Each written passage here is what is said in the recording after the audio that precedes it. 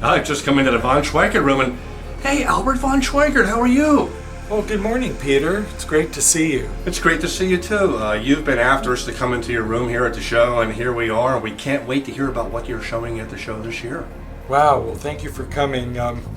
We have a completely new product with a lot of new technology that we've been working on for the last couple of years. Okay. This is called the VR55 Active, and it has a powered subwoofer system, and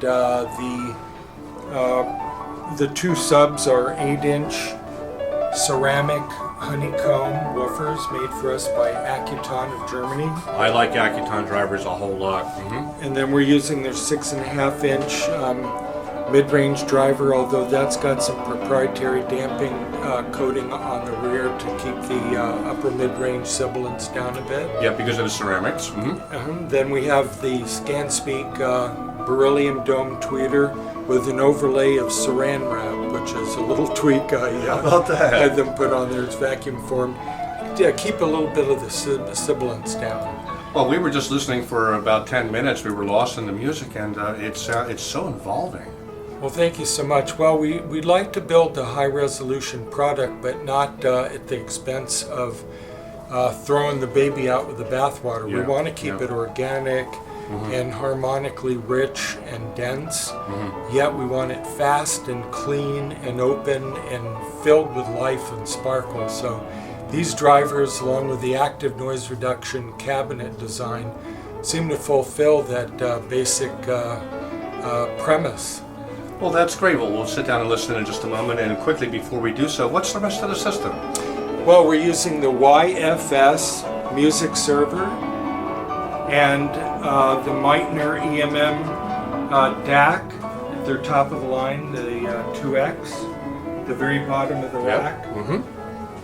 And then right up above that, we're using the Virgo preamp by Constellation Audio, and then on the floor of that big old box there, that's a 250 watt per channel Centaur power amp. That's 250 watts and 8 ohms. With a 4 ohm speaker, you're going to get about 500 watts of power. That's an incredible amount of power. Now these are 8 ohm speakers, so we're only getting the 250, but it seems fine. Now on board, at the rear of the speaker, you would be able to see if you could get around this mess of wires. We'll see how the lighting is back here. Our sensor will adjust. Yeah. So bear with us, viewers, as the sensor does its adjustment. And here we go. Now down here you'll see a plate amplifier. It's designed for us by Dusty Vouter of Channel Islands Audio, and he worked with Hypex in Holland to develop the output chips. This is an actual power booster. It's not a full amplifier. Oh, okay. It's only an output stage, and it uses the main power amplifier as its input stage. So what that's doing is giving us more power into the woofers so that we can have a volume level control to be able to either turn the woofers down all the way or turn them up a little bit louder than the main array. And that's all for room adjustability. If you have a bass shy room, you've got no problems. You can lift the bass up a bit.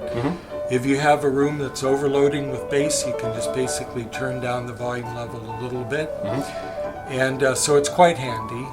And the great thing about this technology is the fact that the booster amp is completely pure and devoid of any tone.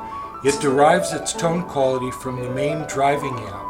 Whether you put a tube amp on or a solid state amp or whatever, you're going to hear that same tonal balance from the woofers all the way up through the mid-range and treble. So you don't hear that, separation. Yeah, that discontinuity. One sound on the woofers and a different sound on the mid and treble. So we worked on that for about 10 years. It's been ongoing for a long time. We've had several models with this basic premise of the powered subwoofer using the power booster amplifier.